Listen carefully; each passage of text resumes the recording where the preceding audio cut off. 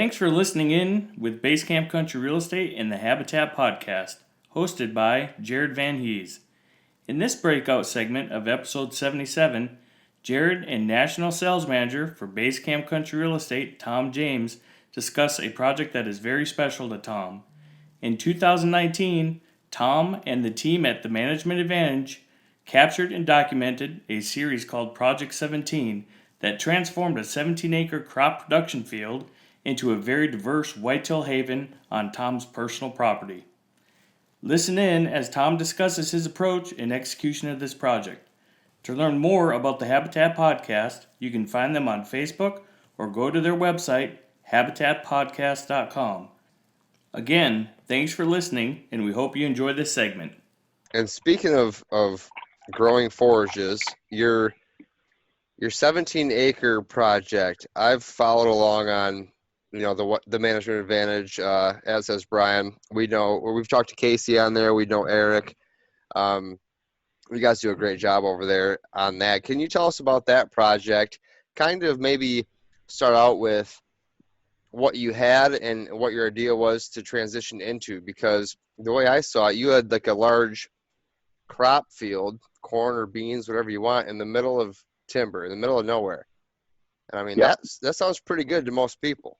But you took that out of production, so I kind of want to hear what your thoughts were there, because, I'm in love with it. It sounds awesome.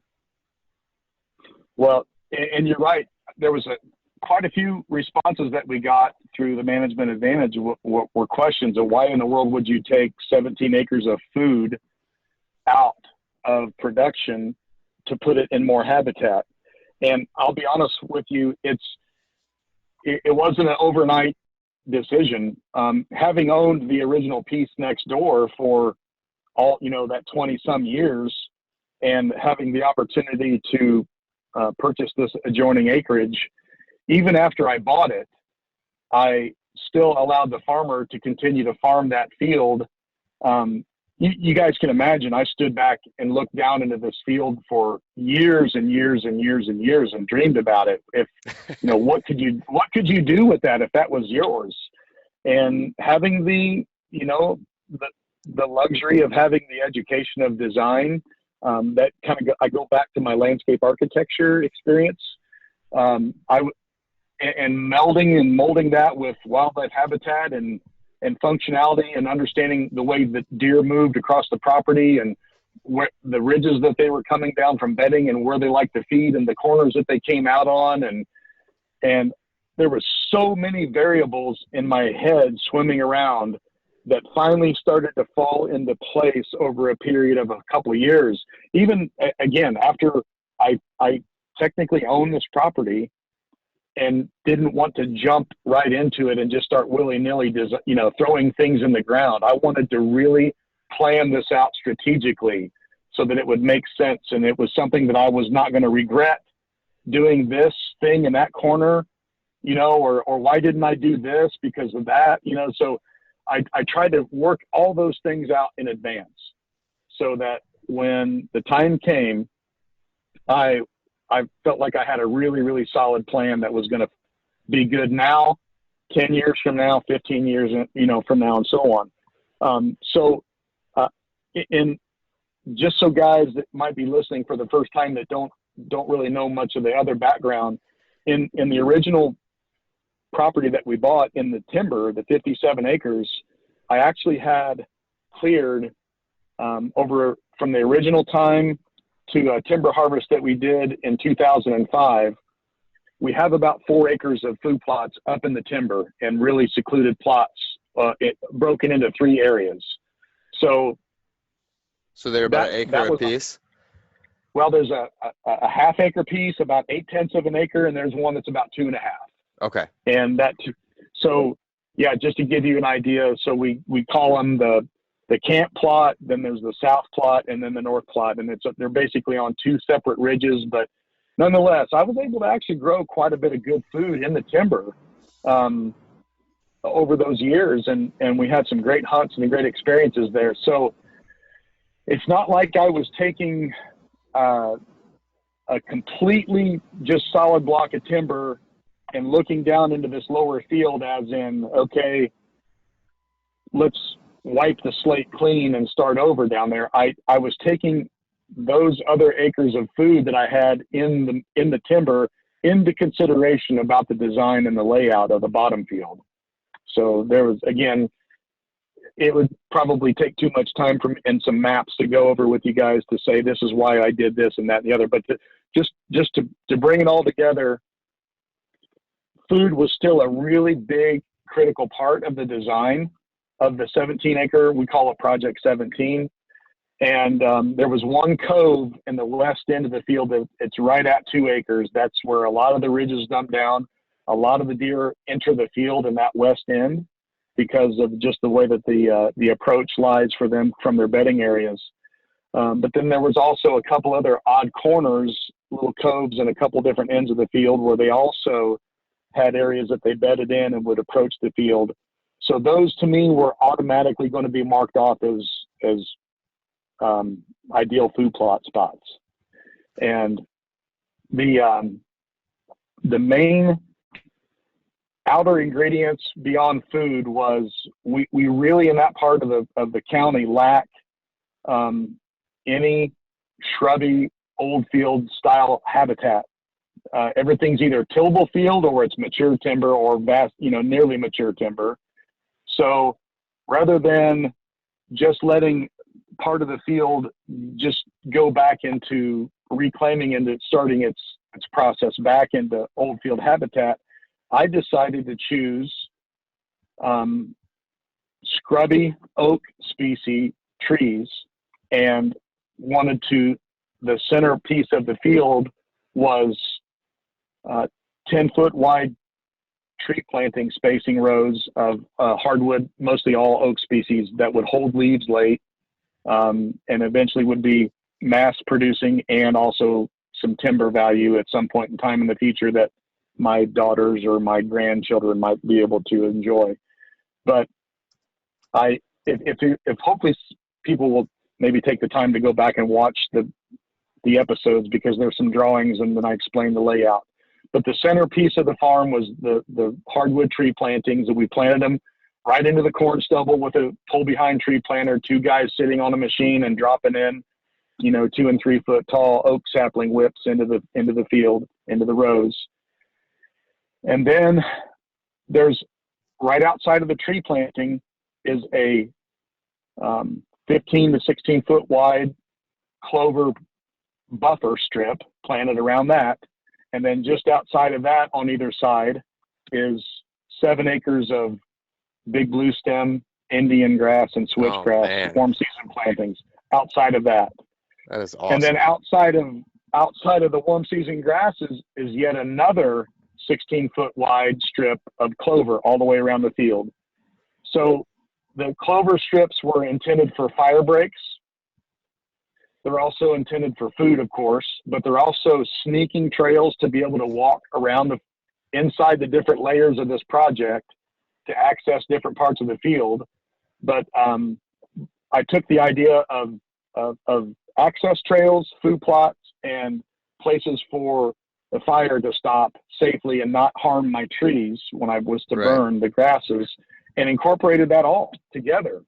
And lo and behold, I think I ended up with about 5 acres worth of clover in roads. If you add up all the lineal footage times the width of the clover, we ended up with about 5 acres of clover. There's 7.5 acres of warm season grasses. There is just over 5 acres in hardwood tree plantings in the middle that will eventually be a scrubby little thicket, of leafy, brushy oak trees that I can't wait to see get to that stage. And then food in the various corners in the irregular little coves off to the sides, with the large cove at the main west end being, it was planted in soybeans this first season, and I'll be putting, and of course I left those stand. And this year it will be planted in corn, and that will be left to stand.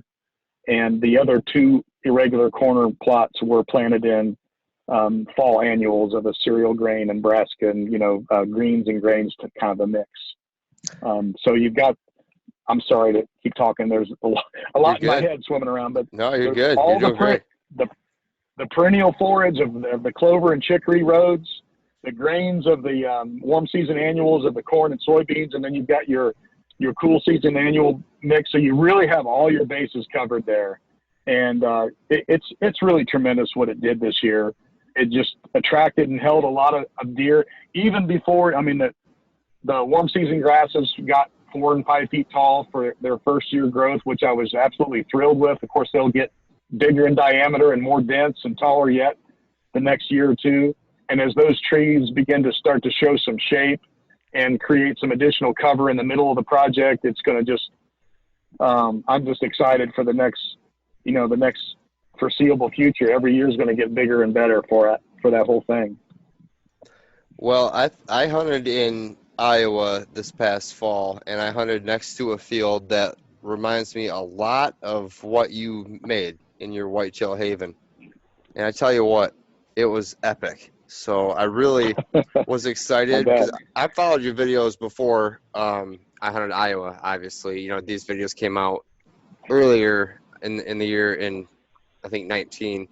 So I was you know, aware of your project, but when I saw it kind of in action with those scrub oaks all planted in lines, you know, 10-foot rows, then the CRP or the switch or the big blue stem all around there, I mean, it was insane. So I really know that you're going to like what this turns into, as I'm sure you already know, but it's pretty amazing. And for those who don't know, you guys can check out Creating a Whitetail Haven on the Management Advantage website or YouTube. And that's Tom's video. He's got 2 of them on there, right, Tom? I think there's actually 3 phases that we filmed last year from it. Okay. Yeah. Between the initial planting of the trees and then going back in and doing the warm season grasses and planting the food, it was broken into 3 different segments last year. I'll have to find that 3rd one. I missed it. Now, Tom, I have a question about the oak rows of trees there. How do you plan on controlling the weeds and the competition amongst those? Yeah, that's a super good question, and that was something that I gave a lot of thought to. Believe it or not, I ended up, rather than just leaving the crop residue just sort of return to normal or native vegetation, I went ahead and planted all of the rows in between the trees in the same clover and chicory strips. And my rationale there was, first of all, I just wanted to suppress weeds, and I wanted to give my trees enough sunlight and energy to do what they could do to hopefully establish quicker. And I got to be honest with you guys, this was somewhat of a moving experiment for me, was to see if I could overwhelm the deer with so much food that my new trees would experience less pressure on them. And you know, I really believe that it did help a lot. I do know that the only weeds that are on the property are in that 1 foot width of the tree row itself. So then you've got a nice 10-foot wide clover strip to the next row. So the trees were getting plenty of sunlight around them from either side. And I will say that I did get some damage from deer browsing on my trees, but I think it was much, much less than it would have been had I not had just so much food out there available for them. Okay. So are you kind of like mowing along those to keep the competition down, or using cleth or grass specific, anything like that? What I did last year for the first season was just I mowed them one time in the middle of the summer, as far as between the trees, and I let it go. So I did get a little bit of year-end flush of weeds that kind of grew up, but nothing that was overcrowding or outcompeting the clover and chicory. So my rationale is, I know at some point in time, as the trees begin to reach out branches and start to become more and more shady in there, I will give that up. I'm just going to let that go and revert back to whatever God wants to happen in there. Whatever seeds are in that bank, I will let that happen. But until that time, I'm going to run a tractor down through there with a bush hog maybe once a year, maybe twice a year, depending on rainfall and growth. Right. And with my eye on that, just knowing that I want to keep that as a green cover crop, sort of a suppressor plus food in there between the trees. And at some point in time, when the shade begins to dictate that we need to do otherwise, I'll pull the plug, and I won't worry about mowing between those anymore. So Tom, overall, are you glad that you're taking this 17-acre secluded corn or bean field in the middle of the timber out of production and spending all this time and blood, sweat, and tears getting it to where it needs to be, or what are you thinking at this point? 100%. Yeah. I mean, it's been such just a great deal of satisfaction what I've seen happen already with that, and just having my hand involved in manipulating the land to see the wildlife respond the way that it has just been tremendous. I will say too, guys, that I feel like our part of the county, the deer density there is not so tremendous that I'm robbing deer from, I'm cleaning the plate and not providing enough food for the deer. I don't think that's the case at all for me. That was one of those, again, variables that went into my decision making, was that I certainly felt like the food that I was going to still be able to provide was going to feed the mouth that we had to feed. And I just felt like the introduction of some of the missing habitat components that are not found in my area, and by that I mean the warm season grasses, the native stands, and the brushy habitat, is going to attract and hold, I hate to be selfish, but more mature bucks. That's kind of like what a lot of us are really after. You're being honest is what you're being. Oh, yeah. Yeah. For sure. Yeah.